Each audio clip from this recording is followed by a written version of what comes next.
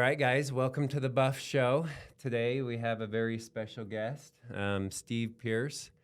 He is owner of Pierce Design and Build and president of the Northern Wasatch Home Builders Association for this year. Correct. So welcome. Thank you.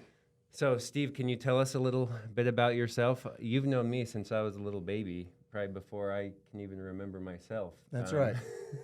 I was there when you were born. Yeah. So it's been a while. Yeah, so Steve and my parents go way back, and Yeah. but yeah, tell us a little bit about yourself, who you are, where you're from, and all that. Okay. Well, we are based out of Ogden here.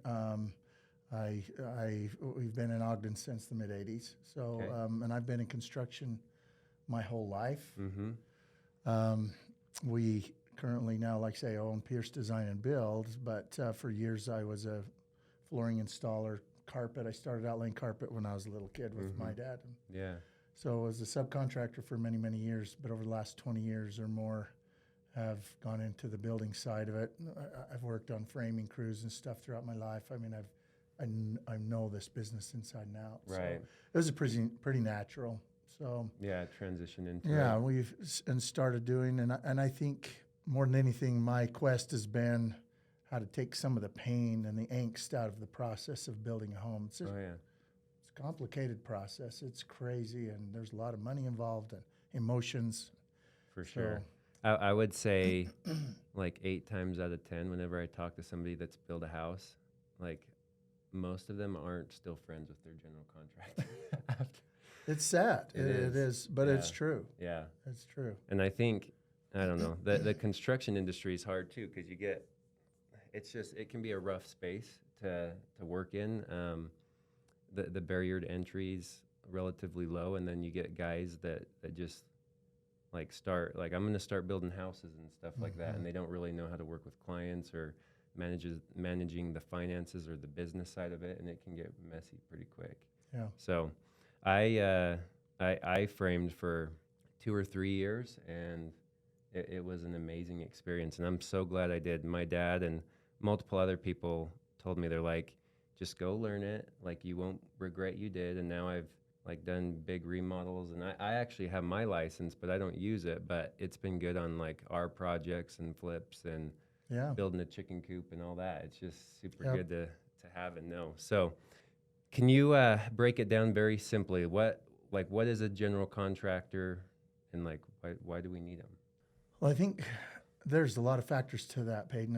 I think one of the big ones is, as far as the definition of a general contractor is one who just oversees the operation, a band leader, if you will, the one who coordinates everything, and especially in this day with a lot of regulation and those type of processes, there is just endless things to kind of watch out for with that.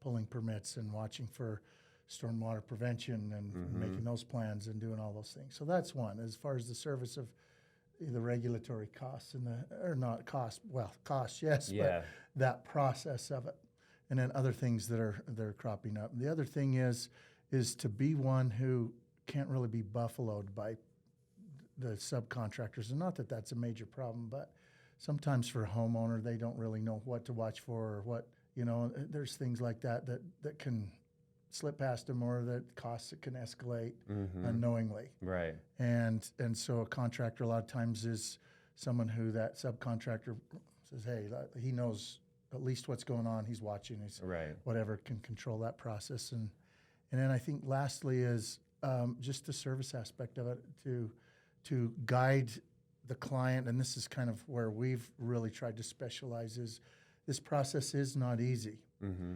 And sometimes it's presented that way. Oh yeah, DIY network. You just watch here and look at this magic in a couple weeks. This is what you could have. Yeah, boom, and here it is, and it was only $25. Yeah. And, Yeah. Yeah. all this kind of a process, and it's not really that way. And especially with the design side, is, well, sure, you want to build a house, but Right. what does it look like? And that leads directly into how much does it cost? Right. And I think when you said that, one thing, Peyton, was, anybody, it's fairly easy even to become a general Right. contractor if you want. Oh, I got my license, and I can't say I should have it. So I mean, that's the thing, and that proves that you've met certain benchmarks, and it's certainly Right. not a thing to take lightly, and I Right. respect that you have that. But what about the process, and how much do things cost? And I think that's at that very pinpoint of what you talked about is contractors not getting along with their clients or clients hating their contractors. I think Yeah. you put it. Well, and Is and because of that. yeah, and budget seems to be one of the biggest things that always seems to Yeah. present itself. But so it sounds like you guys have kind of a different twist on your business. It's Pierce design and build, and a lot of contractors are just kind of the build side, right? Right. So can you explain that process and like what you guys have kind of set up and how that's different? You bet. I read a book a few years ago called The Blue Ocean Strategy, and I don't know if you've ever heard of that. Yeah, I but, have. Yeah. It's pretty incredible, and it just talks about that process of the difference in red and blue ocean. And the best example of it for me is the circus. For years, we've had Ringling Brothers, Barnum and Bailey, and they're out there just swinging and fighting it out, and there's blood in the water, if you will. They're Right. competition. And along comes this Cirque du Soleil that has a circus. There's already however many of them in the water, if you will.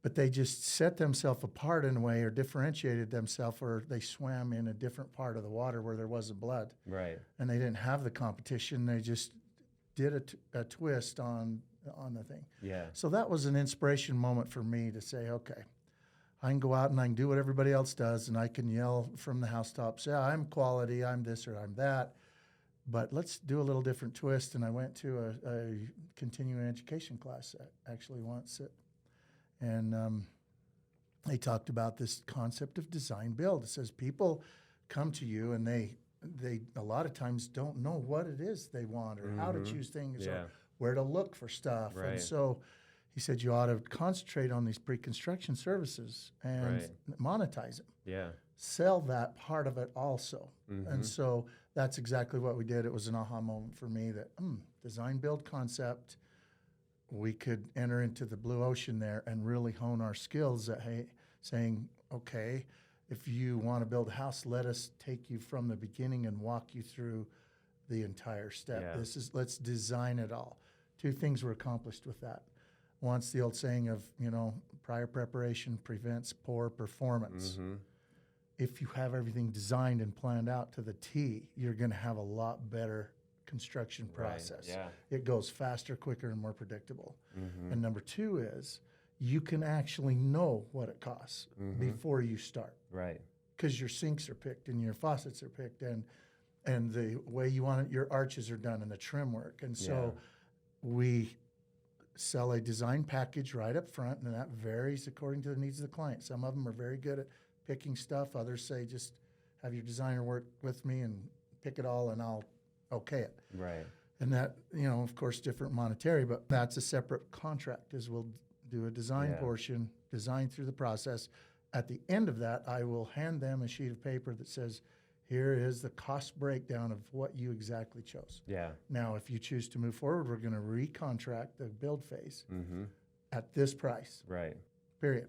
And unless we have some gargantuan escalation or we dig in a hole and we find a geyser that pops up or some kind of a wild deal, Right. that is the price of your house. We've taken the time to do our planning. Yeah. So that's us. Yeah. And that's the process, I think. I hope that answered your No, question. that's perfect. Yeah, and that's huge. A few things I wanted to expound on that is, like most generals and builders, like they work with a different designer, and there can be some communication lost in the mix, and it's really hard for a builder to work with a bunch of different designers and then really bid out the project accordingly when they don't know exactly what they're bidding out.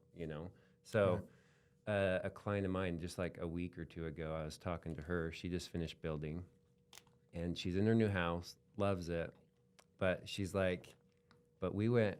I think she said it was like $400,000 or $500,000 over budget on that job, and I was like, yeah, I'm not super surprised, because like, if anybody's looking at building, I'm like, just plan on like 10 to 20% more. It just always seems to go that way. And I don't know how you guys manage it in this climate with all the the supply chain issues and stuff like that, like it's super hard to like price lumber and know what the price is going to be and all of that.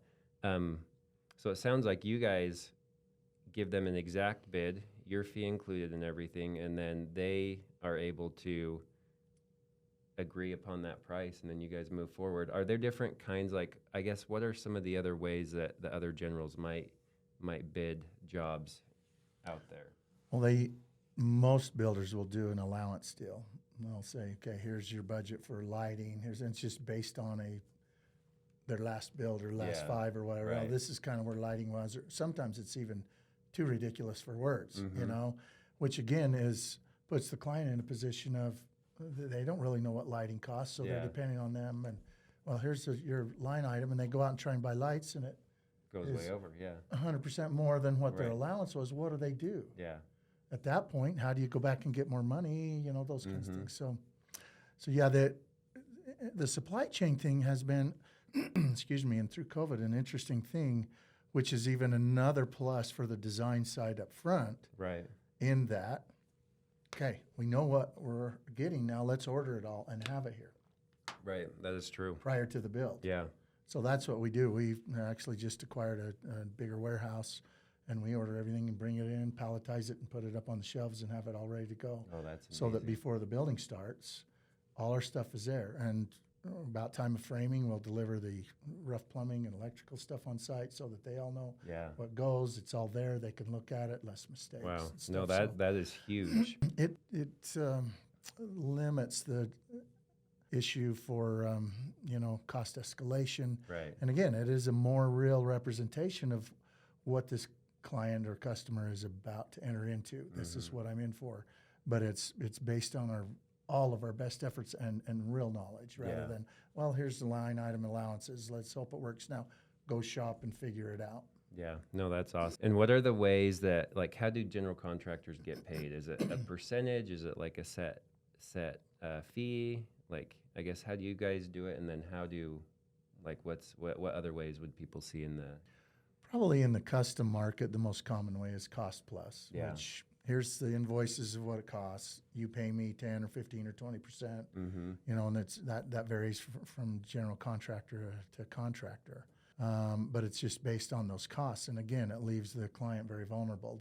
They accept that risk. And the cost escalations are really just, oh, sorry, you know, kind of thing. And then there's the production builder. And I think that's why the success of people like Ivory or Woodside or, you know, all the Nielsen Horton, Homes, they have, here's our plan. We know what it costs. You buy this. It costs this, period. And I'm like, how can we do that in the custom market? Well, there again, the design build phase, that's how we do it. Let's design it together, figure out the cost, and then put it at that. That is awesome. So we'll get the bids on lumber, on all that kind of stuff too, and as you mentioned that, or cement or whatever, and then we will do a purchase order with that subcontractor right up front. We will allow them some escalation if it's 6 months till they get to it, but usually it's not a problem. But the thing is, they know that we know where they were at. And so if it does change, it kind of limits that in this economy. And it gives us the ability all along the build to talk to the customer and know exactly where we're at. Oh, we're really having an escalation here. Lumber doubled while we're at this. And so, but we know where we're at on costs. Right. That is so true. Yeah. So recently we were at a party and talking with some people that just built another build horror story. And they got multiple bids from multiple builders. They went with the cheapest one. I think he just did like, hey, I'll build it. The general fee is $60,000 or something like that. And they're like, great. And she said it's been a nightmare. Like from the ceiling height that was wrong to they were up there walking through the house when the exterior framing was going up, and her dad was there, and they were using like 2x4. And he's like, I'm pretty sure in this area you need 2x6 exterior walls. Just like stuff that you figure like anybody would know. They had to switch that out. And now they're in their house, and she said the walls in their master bedroom aren't square. And so she can't have her bed like where she wants it naturally, because like you can see how like crooked the wall is. Like it's just, and I'm like, man. So definitely it's not, just like most things in life, it's not all about the price. You got to find the person. Like, you're making a huge investment. You don't want to build, a crappy house, Right. and at the end of the day, you just spent all this money, and had you just spent a little bit more, you could have had, it done really well. Yeah. And that's where you guys have excelled. Because I've talked with your clients, like people that you guys have worked with, they're just thrilled. They love it. You guys do the parade of homes, and all of those houses are just immaculate. So Yeah. I haven't heard. It's been all good things about you guys. Well, So, thank you. Yeah. I know we've had our issues here and there over the years, and but we have fought to correct that. And actually, it is, in all my years in the business, I've never had it like it is right now as far as client relations. Is Yeah. that we really do have a process that is very amiable with our clients. And do we make mistakes? Yeah, there's issues that come up, but this is the price you said you'd build it for. We've got a little issue right here. So we go in and correct it. They don't worry, well, you're charging me now for the correction. No, Right. the price doesn't change. Right. Yeah. And that's amazing. You asked me one of the questions, Payton, earlier. We looked at that as, what's one of your big peeves or something like that Yeah. or whatever. That would be it. Right. That would be it, is why can't we make this process more friendly between each other? And it just all boils down to that.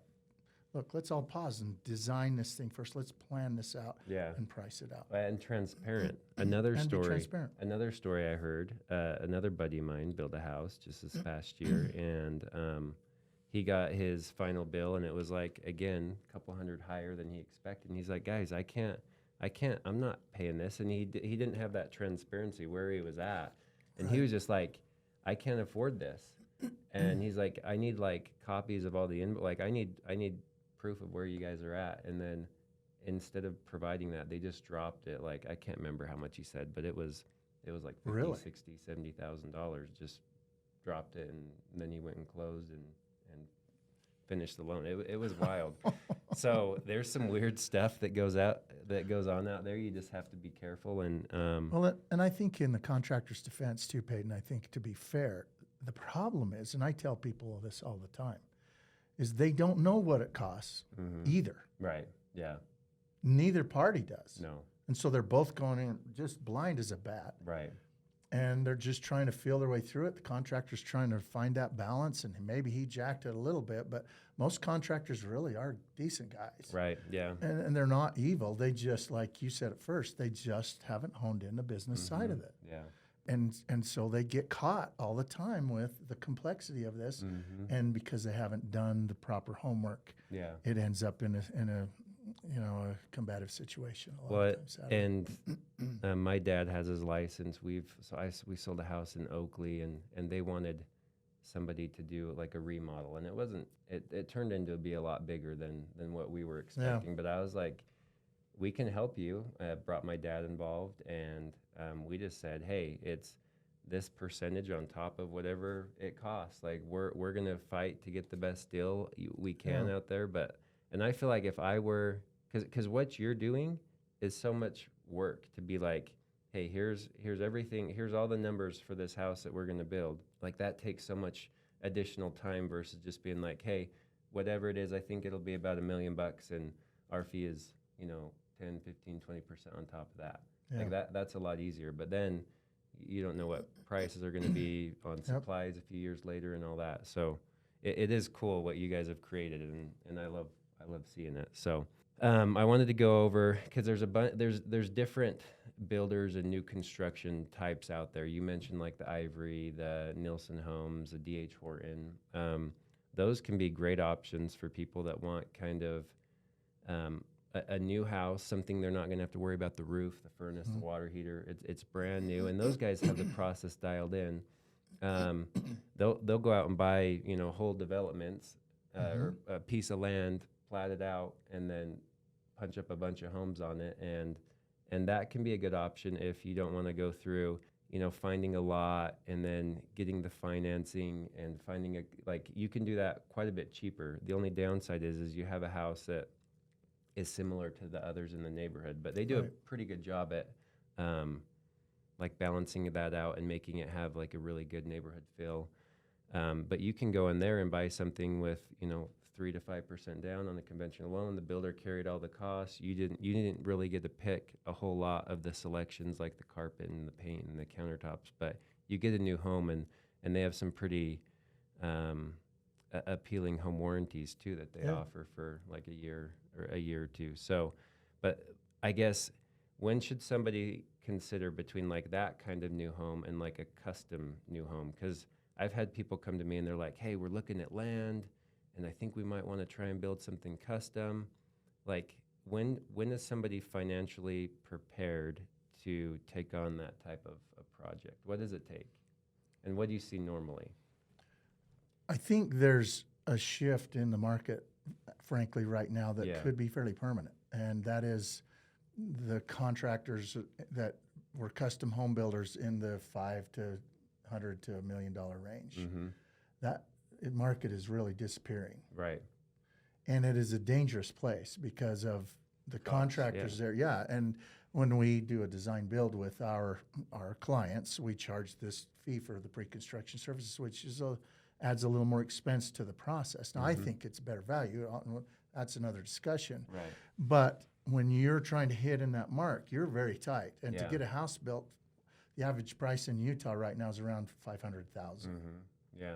So in that market is a kind of a dangerous place. It's kind of disappearing. So and maybe I'm missing the mark on what you're asking here, but I just think that if you're in that sector, you're probably best to try and entertain what we call a production builder, like an Olo or an Ivory or a Woodside or a Symphony, because you get a predictable value. You're going to get a good house. It may not have the stupendous qualities and stuff, but you can upscale them a little bit. You can add things in, but you get the predictability of it. And if you're kind of right here on your budget, I think that's probably a good way. For sure, yeah.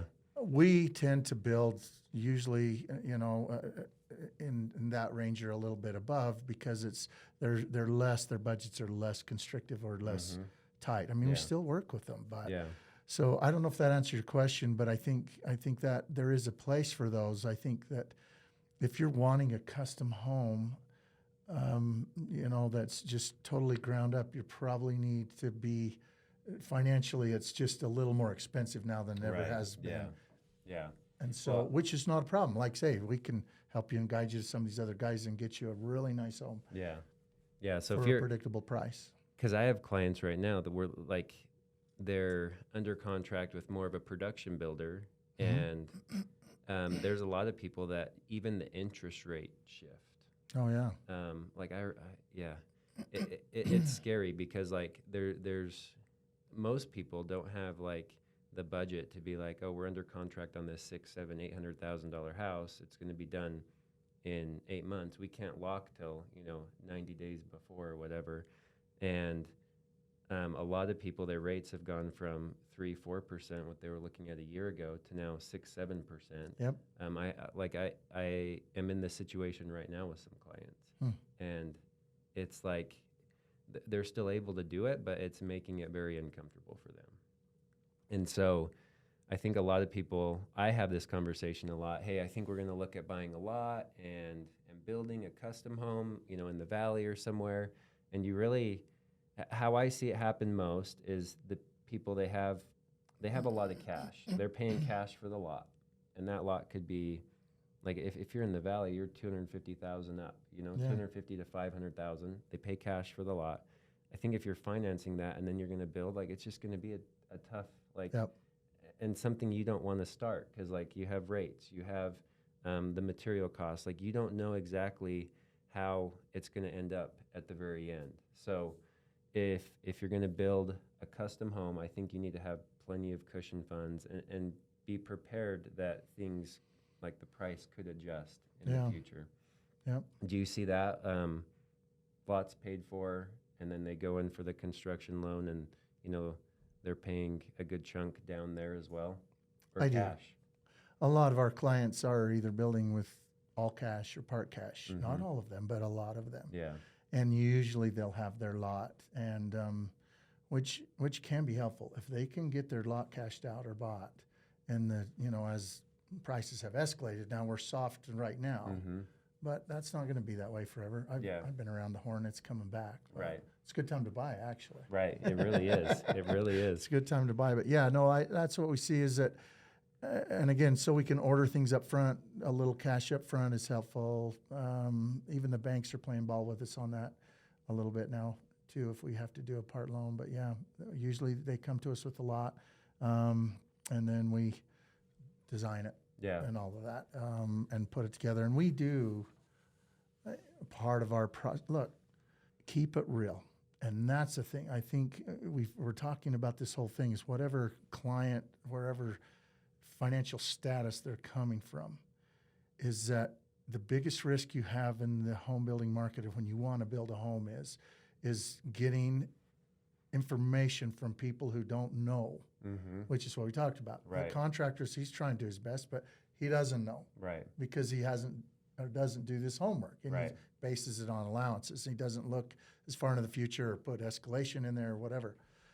And so I think that's the biggest thing is just be prepared to keep it real just a little bit. Yeah. And if it means you got to step back into production build, that's great. If it means that you got to wait 6 months till you can put the money together, but work with someone who will do some homework with you and really come to that point, says, hey, this is where you're at and this is what you can expect. Yeah. Yeah. And again, shopping for builders on a bid system, that's what you get. You've got 5 guys that are saying, yeah, I think I can do it for this. Right. Well, how easy is that to get low bid? Right. Oh, yeah. Yeah, I'll just cut the lighting budget in half or whatever, and we'll get right under that and get in there. Yeah. You're paying for it. Like you want a cheaper house, it's coming out of your house, Yeah, and so to me, it's like this is kind of at the risk of being self-serving, but there are other design build firms out there or production builders. The thing that we all do is we prior plan and we know what those costs are. Yeah, no, it makes a huge difference. So, what does it look like if they are doing a construction loan? Can you kind of walk through that process, like how that looks? I know you're not a lender, but you deal with those lenders a lot. Like what does that look like going through it? We probably do less of that kind of thing, Payton, but we do work with several banks, and we have 2 actually that are our preferred lenders. And if I tell clients, if you will go through one of those 2, we can actually save you some money. And so I have contact people there. So my process, and I may be different than everybody else, is look, call Susie or call Shelby or whatever at these certain banks, and then they'll walk you through the process. Gotcha. And we have had just such tremendous, result from people saying, oh yeah, we loved them, they helped us, they're getting us approved, and then they help us too. These institutions will say, look, I can get them here, or we can't get them here. We can all again keep it real. And we had a situation not too long ago where they went in there, they got kind of things qualified, but they were really close. And so the 3 of us, the bank and them and us, had a conversation. Says, look, I'm concerned, guys, because we are so close, even though we've got a contingency in our market. And this has been 6-8 months ago. So things that are escalating still, we're a little bit close. And so the client was able to make an adjustment prior. In other words, they had some real estate, a lot that they went in another, over in Colorado, sold that, got a little cushion. And so, okay, now we're going to move forward. Yeah. But we plan to win, and that's how we do it, by planning on enough cushion, enough contingency. And if you're this tight in it, I'm saying, let's redesign, let's roll it back, let's get yourself ready, because we don't want to fail here, and we don't want to be enemies. Yeah, no, that's awesome. And this is probably your favorite question. How much does it cost per square foot to build right now? In the custom market, again, most of our homes, we have one that's slightly under $1 million, but everything else is up in the multi-million-dollar range. That's our current thing as far as new homes. We do a lot of remodeling that's down in the $100,000, $200,000, $300,000, $400,000, $500,000, $600,000, $700,000 range. But so in new homes, generally for us with the design process and everything, we're at least probably around 400. Right. Yeah. We can do a little bit, maybe around 350, but 400 and up. I think our most expensive build to date has been up around the $800 square foot range. Gotcha. But you're talking gold belly button brushes and Right. Yeah. bidets in every bathroom and, you know, That, whatever. that's because people ask me a lot too, like, what's the average price per square foot of house like that's on the market right now? And I'm like, that's really like it varies. Like, where's the house located? What finishes does it Right. have? How new is it? You know, it's kind of like trying to price like a bag of groceries. Like what do you have in there? Is Yeah. it like fancy wine and cheese and like Yeah. all that stuff, or do you just have, you know, lettuce and salad dressing? You know, it depends on what you're putting in there. And in the custom market, you have to plan on that. You have to plan on a measure of unpredictability. Now we're Mhm. gonna predict, you know, we're gonna work on that Right. and eliminate that. But there is, you know, just like you say, our Parade of Homes house last year was just almost $2 million up Yeah. there for 2,700 square feet. And I Right. tell people all the time, look, that isn't the lot location, Right, all yeah. a bunch of factors, and Right. I can take that same house, put it on flat land in a valley on a small lot, and cut that price down by 30% or 40%, Yeah. Well, maybe more. and people don't think about that too when they're building. Like they just think the house on any lot would probably be the same, but that's not the case. Like that house was in basin view, like on the edge of a cliff, Yeah, and like that it wasn't easy to build up there. no, Like you're right up like almost in the ski resort, a snow basin, like Yep. getting pounded with snow and just the elements and a fire and like that was a crazy that's right. a crazy That was cool. a crazy build process. So it does depend on where you're building and the lot and all that. So Steve, if a client wants to hire you and work with you, what are the key stages and what does that process look like for you guys? I've heard you say like you have a pre-construction meeting and like Yeah. what are kind of like that stage and that process? Usually we will have a conversation, Zoom or in person, and I'll just explain the process thoroughly to them. Or I'm looking for several things is, okay, what is the level of design help you need? Mm-hmm. Where are you at that way? Where are your plans? Do you have your lot? So just to kind of do an assessment of their current situation. Most of our clients usually have a lot, but about half of them do or don't have an architect, and which I'm fine with. Again, we have several architects we'd like to work with because we're proven, but we can work with anyone. So we just have that initial meeting to determine what their needs are. And hopefully they have vetted us at that point, and then we are a contender, but there is no bidding. Our clients don't hire me because I am a low bidder, because I Right. won't do it. Right. That isn't where we're at. So we'll have that meeting. Based on that, then I will submit a proposal to them that, okay, here is a pre-construction services proposal to you. Yeah. And it just says, look, it's giving you so many design hours that would give you this kind of thing. We try to give it as much definition as we can. There is also some money in there for doing soil testing or well prep or septic or any of those kinds of things that more is used as just a retainer or a slush that we'll utilize wherever. And then at the end of that contract, we will itemize that out and show you where that went.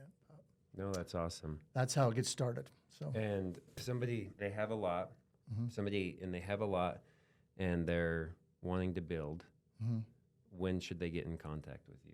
Like I'm sure right now, if I were like, hey, Steve, I have this lot in Eden, I want to build on it, you'd probably tell me you're a year and a half out. you're actually about right. Yeah. By the time we get plans drawn, Yeah. because architects a lot of times are out 2 or 3, 4, 5 months to even start. You know, good ones, the ones that we work with. So yeah, we usually tell them it's about a year to 18 months to get a hole in the ground. Yeah. By the time we get our design done, get things ordered, those kinds of things. Does it always take that long? No. Yeah. But the other factor is to consider the timing of the year. Right. And we can do anything all through the winter, but your costs do escalate. And so we try to time it so that we get all of our pre-construction stuff done and our permits pulled, ready to dig in the spring. Right. Yeah. And then you get a bunch of foundations in and start the framing. Yeah, and try and get it dried in, or the framing and the thing closed in by the time snow flies, especially up there in Eden. It just gives us a more economical build. Again, a way that we can predict the costs and keep them down. So if somebody's looking to build, I mean, it's never too early to start the conversation, No. even if they're 3 years out. Yes. I mean, like get it going, because by the time you get your plans done, get all the permits ready, you're about a year, and then from like you dug the hole in the dirt. Like, what is that time? I guess it depends on how big the house is. It does, but a pretty good benchmark is at least a year Yeah. to 18 months past that. But Yeah. most of the homes we're doing around a year Mhm. on the build. We've been Yeah. able to do that pretty good. So quickest, I mean, if everything was ready to go, you're looking at 2 At least 2 years out. About, yeah. Mhm. So For a completion. yeah, And that's pretty tight if we Yeah. haven't even started plans. So, Right. yeah. Usually 2 to 2.5 years. We've got a lot of homes under contract right now that we won't complete until 2024, 2025. wow. So, No, that's amazing. No, that's cool, and that's when you know you're doing a good job, is when you start getting booked out like that. So that's awesome. Do you have any resources or anything, any places that people could go that would be helpful on like learning the build process? I know you guys, like I was looking at your YouTube channel this morning actually, and you guys have been pushing some pretty good content out on there. yeah. But where can people go to kind of learn more about you guys and the process? Okay. I think you've hit on another kind of nerve, if you will, with me, or one of my peeves is how we can do marketing without being pests to our clients. I had a lady the other day call me on the phone. Well, I need a list of your past clients and and all your vendors and whatnot. And I'm like, well, no. Yeah, you're not going to just... If I build a house for you, are you going to agree to answer the phone endlessly for years after that? And, Yeah. tell people about me? And I'm fine with that. And I Right. would love it if that was the case. Mm-hmm. But I said, look, most of our clients, they don't want to be bothered, and that isn't their job to promote my business. Mm-hmm. And so to find that way that you can feel comfortable, I think is why our effort is so powerful Right. as far as putting content out there, because it gives us the ability to preserve our clients' privacy Mm-hmm. and yet shout from the rooftops, this is what we do. Right. And so we'll do what we call a media contract, usually with our clients, say, hey, would you, and we ask them, give us the permission to put your home on our website and to put it on YouTube and to do these kind of features or in the parade. Mm-hmm. And so we've decided, look, how we want the client to feel comfortable and know us inside and out without disturbing our clients. We've decided to make a conscious effort to be transparent on all fronts. Mm-hmm. So every year you'll see a Parade of Homes house Right. from us. Yeah. So you can come and meet us, walk through, touch, feel Yeah. our actual product. Mm-hmm. Number two is that we spend a lot of money actively pushing out our content onto all platforms, and Instagram, Facebook, YouTube, Mm-hmm. Well, and just doing this is another good example. You're and this like, kind great, of stuff. yeah. And then being active in the Home Builders Association. I want to be a part of something where, I've got some skin in that game, and that if I'm a bad actor, I'm going to get weeded out of that organization because Right. they have some pretty stringent things that you have to live up to be a part of that. Oh, for sure. And so that's, I think, I don't know if I'm answering your question, but that's our effort and and then getting reviews or asking, people to go ahead, if you wouldn't mind telling people what you really feel. Yeah. And so those are our efforts. That's why you're seeing stuff out there, is because that's the way that we, we're not in that competitive bid market really, because we haven't designed anything kind of a thing. So we have to some way give you the confidence that we are viable. Yeah. So No, I think it's a great strategy and approach. That's kind of what we're doing here with the podcast and YouTube channel and all that, is giving a way for people to get to know us without like actually having all these conversations and stuff. But when they meet us in person, they know like who we are and what we stand for and all that. So, well, this has been awesome. I do want to give a plug, and not just Okay. because I'm the president of the Yeah. HBA, but because of clients out there and people who want to know is, and again, back to my peeve is, how can you find a reputable contractor? Mm-hmm. And one of them is go to a production builder that you can see their work all over the place. Right, And they got a right. million models or whatever. That's a Mhm. great way. As far as the custom market, really, if you can see or you hear things from different people, that's great. Mhm. If you can call some subcontractors and ask them who they think some of the best builders are. Yeah, that is a good point. That's a Haven't thought really about good way that. to do it, is interview subcontractors, call Comfort Solutions or Spears Plumbing or those kind of people and say, hey, what contractors do you really like working with, or do you feel like are running an honest business? And the other way is call the executive down there at the Home Builders Association. You know, Yeah. it's not me you're going to talk to. It's I'm on the board of directors, but we're volunteer. But we hire professionals to run the office and to do all of that kind of stuff, and they know all of the members and the contractors. Yeah. And it's a great resource to find out who really is going to shoot straight with you and give you a good value out there. So No, that is so true. That's a really good and we're tip. glad to talk to you anytime too, and sit down, and I will talk to anyone. I'll come meet with you on this preliminary meeting, and we can talk through stuff, and I can explain to you what you're talking to me about is probably going to cost about this. So kind of plan in those ranges. Yeah. I had a client the other day that on that original one, yeah, we want to do all this. We have $2 million. I said, okay, it ain't going to work. So Right. we need to be 3, and they had it, and so we did it. But that first initial meeting, I'd be glad to meet with anyone on and Yeah. say, look, this is, and I'm going to keep it real because I know we're a ways away from making it happen. Well, and I think people need to realize too is like that when they're dealing with you, they're dealing with somebody with like high integrity that's honest. Like you're not out there looking to, make $1 million off of them. You want to make an honest living Yep. and give them a good service. And I think that's like if you can find people like that run businesses like that, then like there's not a whole lot to worry about. But there's a lot of scary horror stories. Like I run into them all the time. Yeah. But if you find people you can trust, like that's what It is we're here everything. for. It So, really is. Well, thank you. This has been great. Thanks, Peyton. Okay, thanks, guys. We'll see ya.